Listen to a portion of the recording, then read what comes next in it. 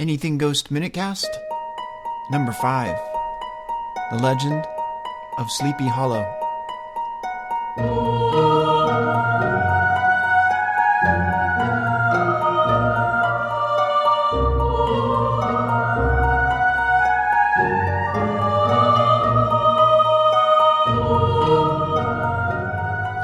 Welcome to Anything Ghost MinuteCast, number 5. I'm Lex Wall of the Anything Ghost Show, and MinuteCasts are shorter podcasts that run in between my larger Anything Ghost podcast.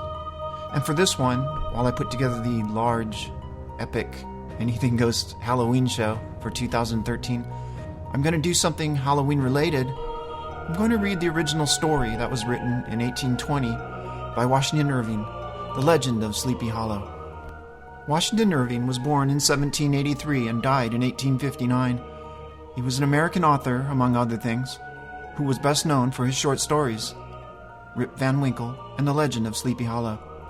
In the spring of 1819, Washington sent a series of prose to his brother in New York, which was to be called The Sketchbook of Geoffrey Crayon, Gent.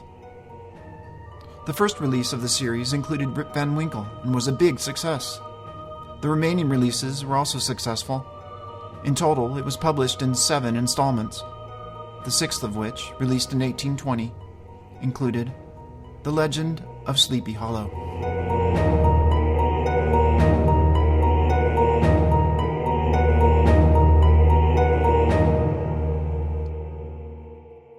In the bosom of those spacious coves which indent the eastern shore of the Hudson, at that broad expansion of the river denominated by the ancient Dutch navigators the Tappan Zee, and where they always prudently shortened sail and implored the protection of St. Nicholas, there lies a small market town which is generally known by the name of Tarrytown. This name was given by the good housewives of the adjacent country from the inveterate propensity of the husbands to linger about the village tavern on market days. Not far from this village, perhaps about 2 miles, there is a little valley among the hills, which is one of the quietest places in the whole world. A small brook murmurs through it, and, with the occasional whistle of a quail or a tapping of a woodpecker, is almost the only sound that ever breaks the uniform tranquility. From the listless repose of the place, the sequestered glen has long been known by the name of Sleepy Hollow. Some say that the place was bewitched during the early days of Dutch settlement. Others, that an Indian chief, the wizard of his tribe, held his powwows there before the country was discovered by Master Hendrik Hudson. Certain it is, the place still continues under the sway of some witching power that holds a spell over the minds of the descendants of the original settlers. They are given to all kinds of marvelous beliefs, are subject to trances and visions, and frequently hear music and voices in the air. The whole neighborhood abounds with local tales, haunted spots, and twilight superstitions. The dominant spirit that haunts this enchanted region is the apparition of a figure on horseback without a head. It is said to be the ghost of a Hessian trooper, whose head had been carried away by a cannonball in some nameless battle during the Revolutionary War, and who is ever seen by the country folk hurrying along the gloom of the night as if on the wings of the wind. Historians of those parts allege that the body of the trooper having been buried in the yard of a church at no great distance, the ghost rides forth to the scene of the battle in a nightly quest of his head, and that the rushing speed with which he sometimes passes along the hollow is owing to his being in a hurry to get back to the churchyard before daybreak. The spectre is known, at all the country firesides, by the name of the Headless Horseman of Sleepy Hollow. It is remarkable that this visionary propensity is not confined to native inhabitants of this little retired Dutch valley, but is unconsciously imbibed by everyone who resides there for a time. However wide awake they may have been before they entered the sleepy region, they are sure, in a little time, to inhale the witching influence of the air and begin to grow imaginative, to dream dreams, and see apparitions. In this by-place of nature, there abode some 30 years since a worthy wight of the name of Ichabod Crane. A native of Connecticut, who tarried in Sleepy Hollow for the purpose of instructing the children of the vicinity. He was tall and exceedingly lank, with narrow shoulders, long arms and legs, hands that dangled a mile out of his sleeves, and feet that might have served for shovels. His head was small and flat at the top, with huge ears, large green glassy eyes, and a long snipe nose, so that it looked like a weathercock perched upon its spindle neck to tell which way the wind blew. To see him striding along on a windy day with his clothes bagging and fluttering about him, one might have mistaken him for a scarecrow eloped from a cornfield. His schoolhouse was a low building of one large room, rudely constructed of logs. It stood in a rather lonely but pleasant situation, just at the foot of a woody hill, with a brook running close by, and a formidable birch tree growing at one end of it. From hence, the low murmur of his pupils' voices, conning over their lessons, might be heard on a drowsy summer's day, interrupted now and then by the voice of the master in a tone of menace or command, or by the appalling sound of the birch as he urged some wrong-headed Dutch urchin along the flowery path of knowledge. All this he called doing his duty, and he never inflicted a chastisement without following it by the assurance so consolatory to the smarting urchin that he would remember it and thank him for it for the longest day he had to live. When school hours were over, Ichabod was even the companion and playmate of the larger boys, and on holiday afternoons would convoy some of the smaller ones home, who happened to have pretty sisters or good housewives for mothers, noted for their comforts of the cupboard. Indeed, it behooved him to keep on good terms with his pupils. The revenue arising from his school would have been scarcely enough to furnish him with daily bread, for he was a huge feeder, and though lank, had the dilating powers of an anaconda.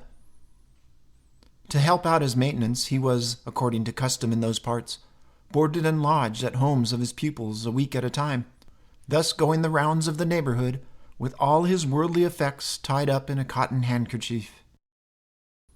That this might not be too onerous for rustic patrons, he assisted the farmers occasionally by helping to make hay, mending fences, and driving cows from the pasture. He laid aside, too, all the dominant dignity which he lorded in the school, and became wonderfully gentle and ingratiating. He found favor in the eyes of the mothers by petting the children, particularly the youngest, and he would sit with the child on one knee and rock a cradle with his foot for hours together. In addition to his other vocations, he was the singing master of the neighborhood, and picked up many a bright shillings by instructing the young folks in psalmody. Thus, by divers little makeshifts, the worthy pedagogue got on tolerably enough, and was thought, by all who understood nothing of the labor of headwork, to have a wonderfully easy life of it. The schoolmaster is generally a man of some importance in the female circle of a rural neighborhood, being considered a kind of idle, gentlemanlike personage, of vastly superior taste and accomplishments to the rough country swains. How he would figure among the country damsels in the churchyard between services on Sundays, gathering grapes for them from the wild vines that overran the surrounding trees, reciting for their amusement all the epitaphs on the tombstones, while the more bashful bumpkins hung sheepishly back, envying his superior elegance and address. He was, moreover, esteemed by the women as a great man of erudition, for he had read several books quite through, and was a perfect master of Cotton Mather's History of New England Witchcraft. His appetite for the marvelous was extraordinary. It was often his delight, after school was dismissed, to stretch himself on the clover bordering the little brook, and there con over Mather's direful tales in the gathering dusk. Then, as he wended his way to the farmhouse where he happened to be quartered, every sound of nature, the boding cry of the tree-toad, the dreary hooting of the screech-owl, fluttered his excited imagination. His only resource on such occasions was to sing psalm tunes, and the good people of Sleepy Hollow were often filled with awe at hearing his nasal melody floating along the dusky road. Another source of his fearful pleasure was to pass long winter evenings with the old Dutch wives, as they sat spinning by the fire, with a row of apples roasting and sputtering along the hearth, and listen to their marvelous tales of ghosts and goblins, haunted bridges and haunted houses, and particularly of the Headless Horseman. But if there was a pleasure in all this while snugly cuddling in the chimney corner, it was dearly purchased by the terrors of his subsequent walk homeward. How often did he shrink with curdling awe at some rushing blast howling among the trees of a snowy night, in the idea that it was the galloping Hessian of the hollow! All these, however, were mere phantoms of the dark. Daylight put men to all these evils. He would have passed a pleasant life of it if his path had not been crossed by a being that causes more perplexity to mortal man than ghosts, goblins, and the whole race of witches put together, and that was a woman. Among the musical disciples who assembled one evening in each week to receive his instructions in psalmody was Katrina van Tassel, the only child of a substantial Dutch farmer. She was a blooming lass of fresh 18, plump as a partridge, ripe and melting and rosy-cheeked as one farmer's peaches, and universally famed, not merely for her beauty, but for her vast expectations. She was withal a little coquette, as might be perceived in her dress. She wore ornaments of pure yellow gold to set off her charms, and a provokingly short petticoat to display the prettiest foot and ankle in the country round. Ichabod Crane had a soft and foolish heart toward the sex, and it is not to be wondered at that so tempting a morsel soon found favor in his eyes, more especially after he had visited her in her paternal mansion. Old Baltus Van Tassel was a perfect picture of a thriving, contented, liberal-hearted farmer. He seldom, it is true, sent either his eyes or his thoughts beyond the boundaries of his own farm, but within those everything was snug, happy, and abundant.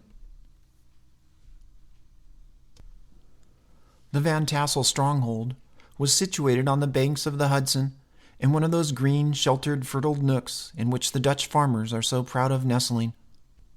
A great elm tree spread its broad branches over it, at the foot of which bubbled up a spring of the softest and sweetest water.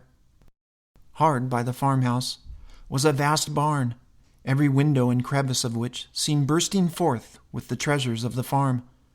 Rows of pigeons were enjoying the sunshine on the roof.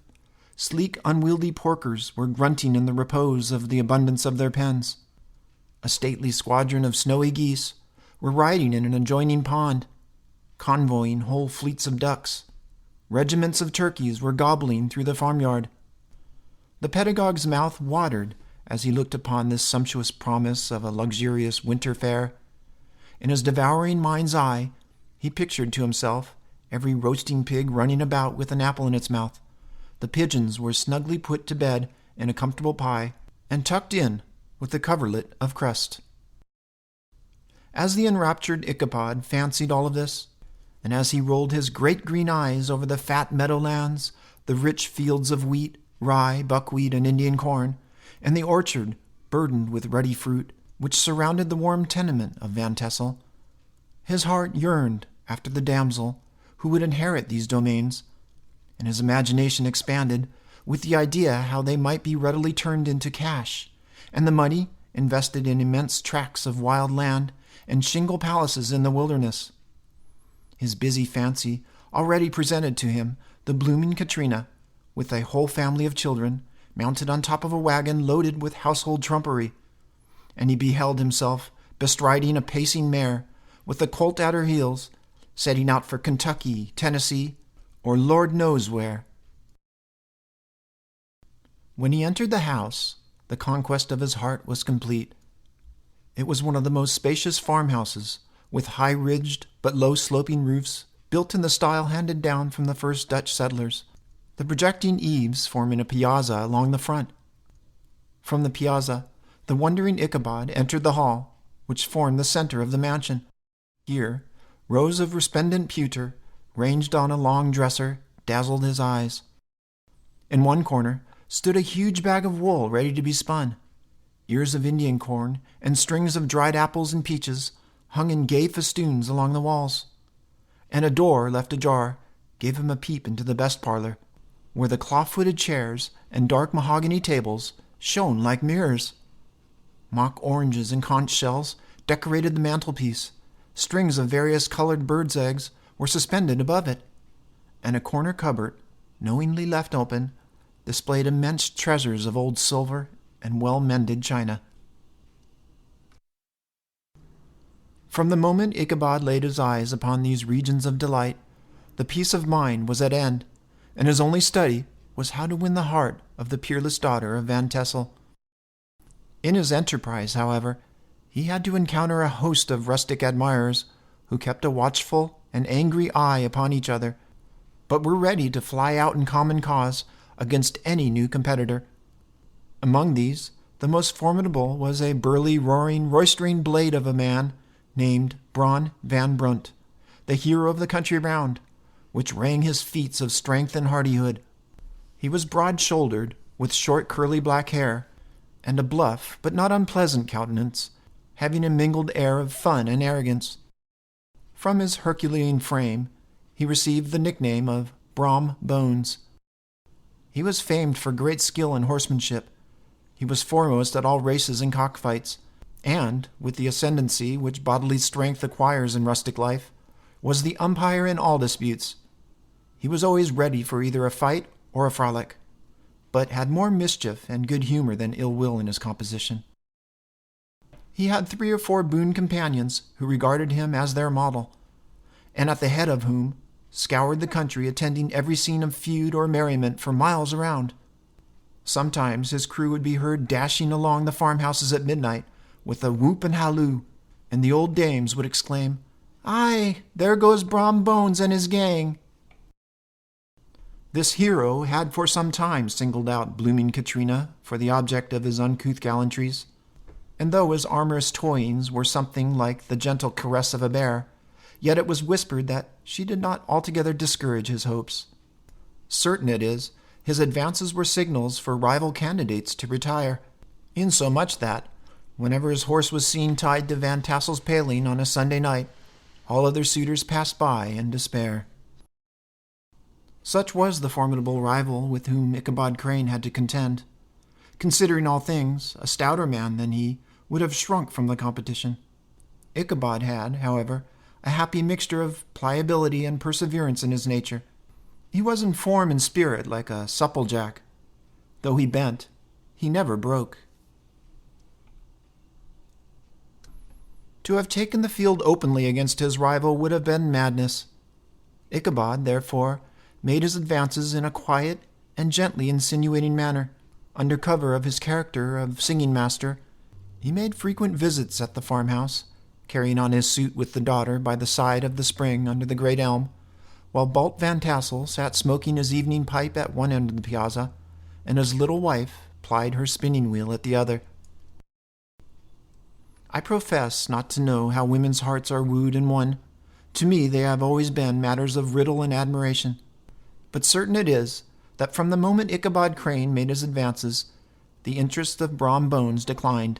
His horse was no longer seen tied at the palings on Sunday nights, and a deadly feud gradually arose between him and the schoolmaster of Sleepy Hollow.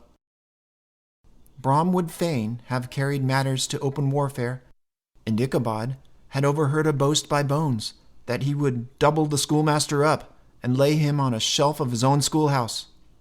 But Ichabod was too wary to give him opportunity. Brom had no alternative but to play off boorish practical jokes upon his rival. Bones and his gang of rough riders smoked out Ichabod's singing school by stopping up the chimney, broke into the schoolhouse at night, and turned everything topsy-turvy.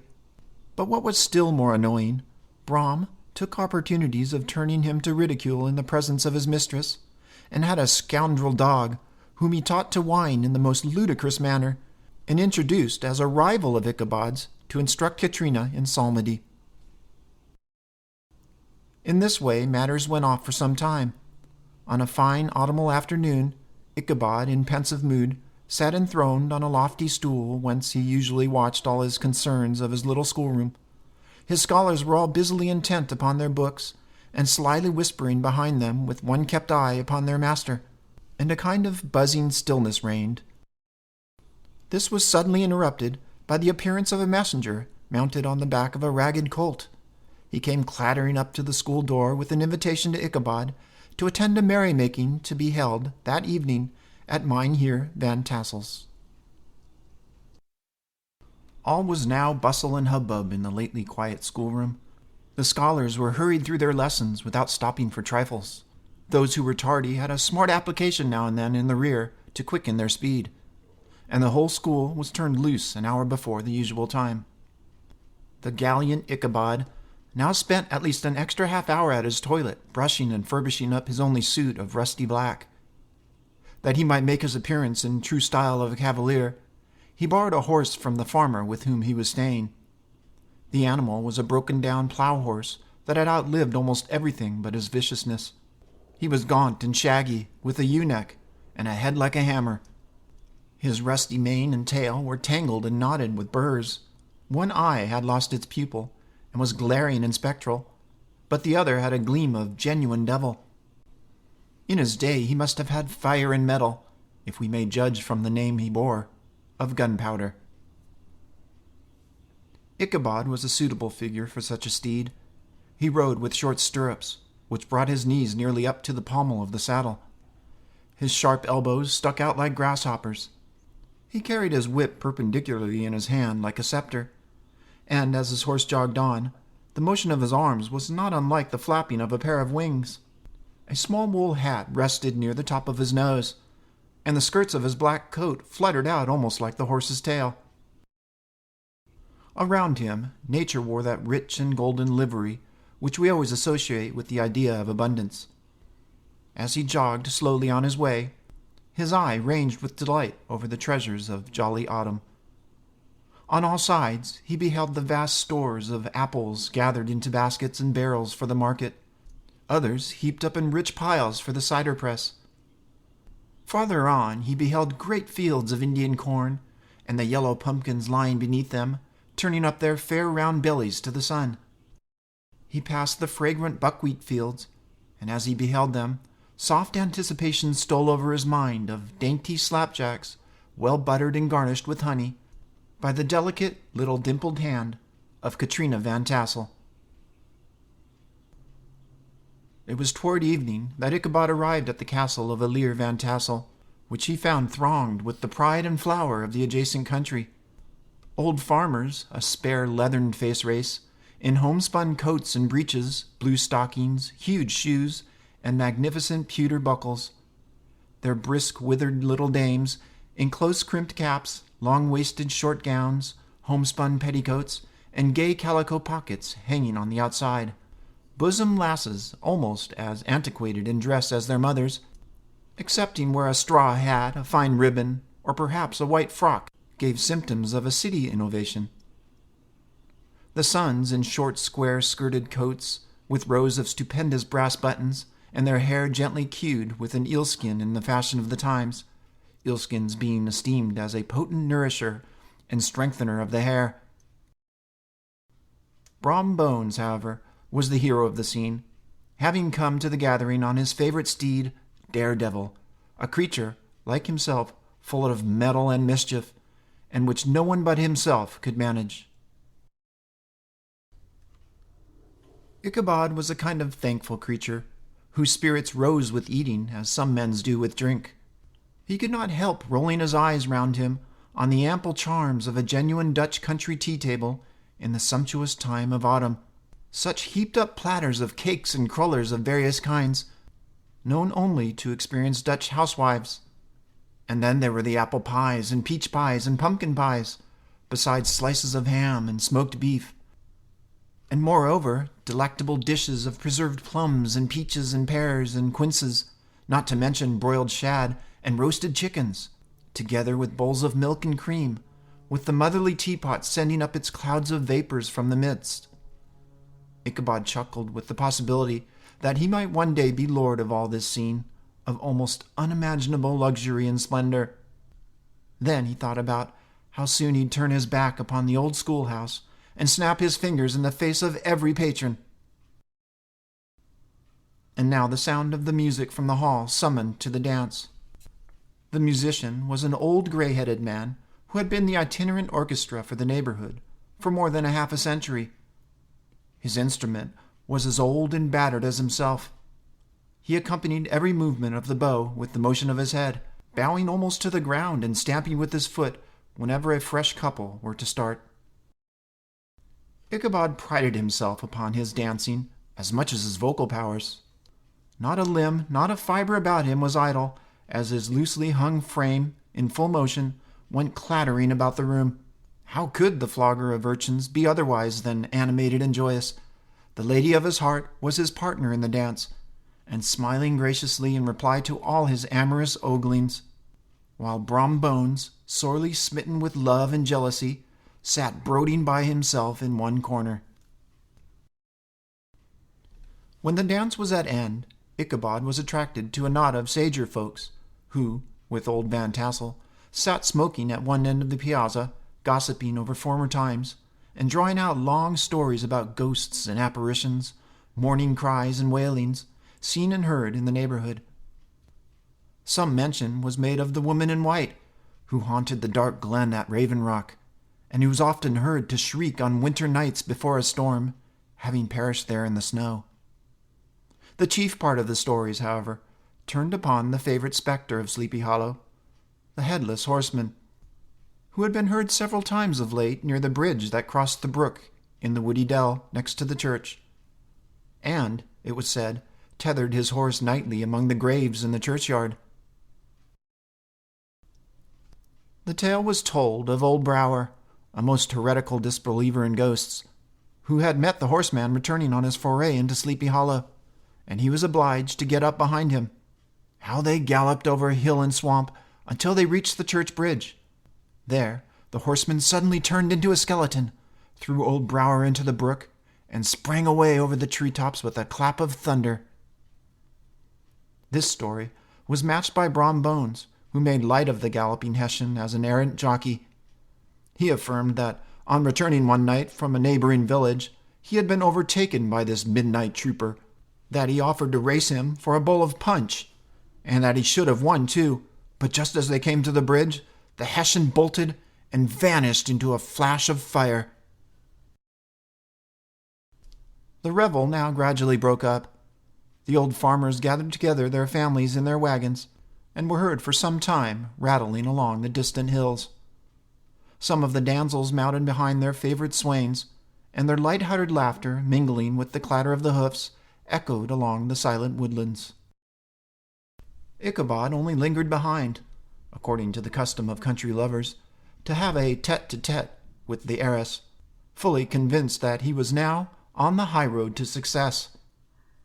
Something, however, I fear me, must have gone wrong, for he sallied forth, after no great interval, with an air of quite desolate and chopfallen. "Oh, these women, these women!" was Katrina's encouragement of the poor pedagogue, all a mere trick to secure her conquest of his rival? Let it suffice to say, Ichabod stole forth with an air of one who had been sacking a hen roost rather than a fair lady's heart. Without looking to the right or left, he went straight to the stable, and, with several hearty cuffs and kicks, roused his steed most uncourteously. It was the very witching time of the night that Ichabod, heavy-hearted and crestfallen, pursued his travel homeward. Far below, the Tappan Zee spread its dusky waters. In the dead hush of midnight, he could hear the faint barking of a watchdog from the opposite shore. The night grew darker and darker. The stars seemed to sink deeper in the sky, and driving clouds occasionally hid them from his sight. He had never felt so lonely and dismal. All the stories of ghosts and goblins that he had heard earlier now came crowding upon his recollection. He would, moreover, soon be approaching the very place where many of the scenes of the ghost stories had been laid. Just ahead, a small brook crossed the road. A few logs lay side by side, serving as a bridge. A group of oaks and chestnuts, matted with thick and wild grapevines, threw a cavernous gloom over it. Ichabod gave Gunpowder a half-score of kicks in his starveling ribs, and attempted to dash briskly across the bridge. But instead of starting forward, the perverse old animal only plunged to the opposite side of the road into a thicket of brambles. He came to a stand just by the bridge, with a suddenness that nearly threw his rider sprawling over his head. Just at this moment, in the dark shadow on the margin of the brook, Ichabod beheld something huge, misshapen, black and towering. It stirred not, but seemed to gather up in the gloom, like some gigantic monster ready to spring upon the traveler. The hair of the affrighted schoolteacher rose upon his head, but, summoning up a show of courage, he demanded in stammering accents, "Who are you?" He received no reply. He repeated his demand in a still more agitated voice. Still there was no answer. Once more he cudgeled the sides of the inflexible gunpowder, and shutting his eyes, broke forth with voluntary fervor into a psalm tune. Just then, the shadowy object of alarm put itself into motion, and, with a scramble and a bound, stood at once in the middle of the road. He appeared to be a horseman of large dimensions, and mounted on a black horse of powerful frame. He kept aloof on one side of the road, jogging along on the blind side of old Gunpowder, who had now got over his waywardness. Ichabod quickened his steed in hopes of leaving this midnight companion behind. The stranger, however, quickened his horse to an equal pace. Ichabod pulled up and fell into a walk, thinking to lag behind. The other did the same. His heart began to sink within him. There was something in this stranger's moody silence that was appalling. It was soon fearfully accounted for. On mounting a rising ground, which brought the figure of his fellow traveler in relief against the sky, gigantic in height and muffled in a cloak, Ichabod was horror-stricken on perceiving that he was headless. But his horror was still more increased on observing that the stranger's head was carried before him on the pommel of the saddle. Ichabod's terror rose to desperation. He rained a shower of kicks and blows upon Gunpowder, hoping to give his companion the slip.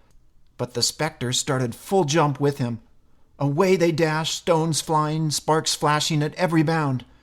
Ichabod's flimsy garments fluttered in the air as he stretched his long, lank body away over the horse's head in eagerness of flight. They had now reached the stretch of the road which descends to Sleepy Hollow, shaded by trees for about a quarter of a mile, where it crosses the famous church bridge just before the green knoll on which stands the church. Gunpowder, who seemed possessed with a demon, plunged headlong downhill. As yet, his panic had given his unskillful rider an apparent advantage in the chase.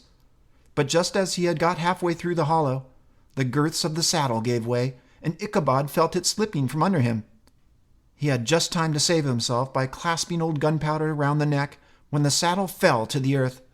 He had much ado to maintain his seat, sometimes slipping on one side, sometimes on the other, and sometimes jolted on the high ridge of the horse's backbone, with a violence that he feared would cleave him asunder. An opening in the trees now cheered him with the hopes that the church bridge was at hand.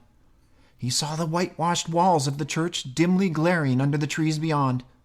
He recollected the place where Brom Bones' ghostly competitor had disappeared. "If I can but breach that bridge," thought Ichabod, "I am safe." Just then he heard the black steed panting and blowing close behind him. He even fancied that he felt its hot breath. Another convulsive kick in the ribs, and old Gunpowder sprang upon the bridge. He thundered over the resounding planks. He gained the opposite side. And now Ichabod cast a look behind to see if his pursuer should vanish, according to rule, in a flash of fire and brimstone. Just then he saw the goblin rising in his stirrups, in the very act of hurling his head at him. Ichabod endeavored to dodge the horrible missile, but too late. It encountered his cranium with a tremendous crash. He tumbled headlong into the dust, and Gunpowder, the black steed, and the goblin rider passed by like a whirlwind.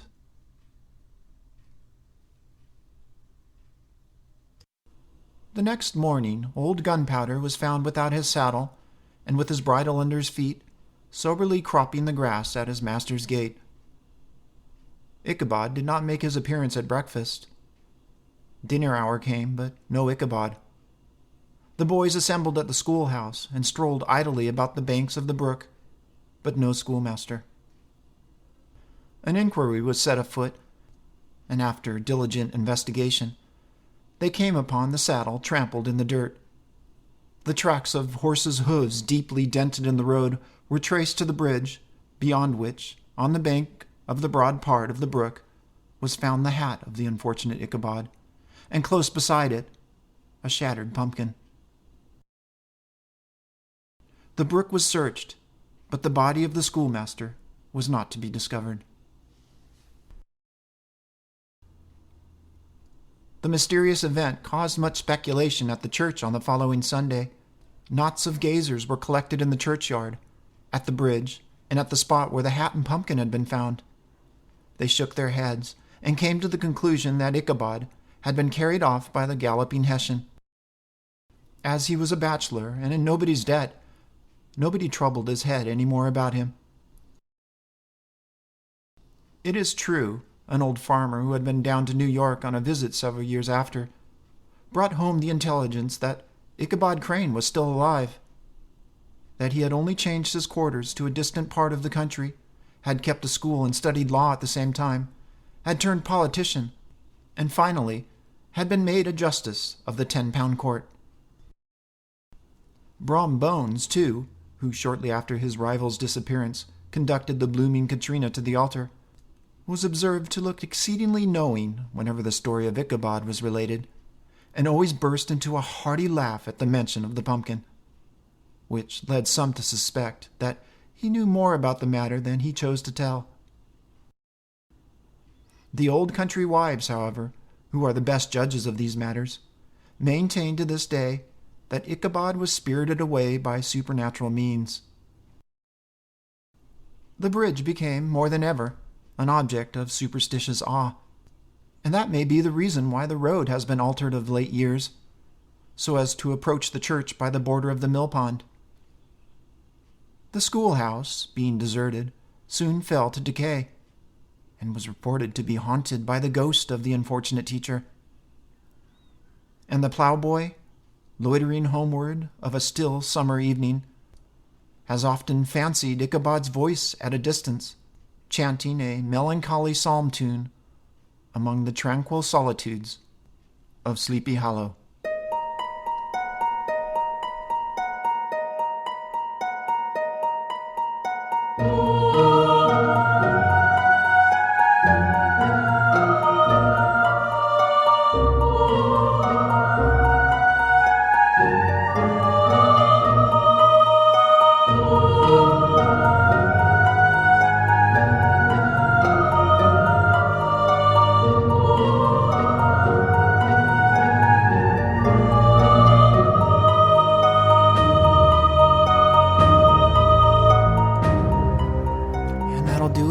MinuteCast number 5. And the yearly Anything Ghost Mega-Macabre Halloween show is coming your way shortly. A lot of work to be done on my part, so keep your eyes and ears open for that. And also, I released a new album. It's called As Autumn Falls. Look for it wherever you buy your MP3 music. And be sure to check out anythingghost.com for everything Anything Ghost. And while you're there, don't forget to donate. It helps out the show a lot. Okay, everybody, have yourself a wonderful fall season, and take care.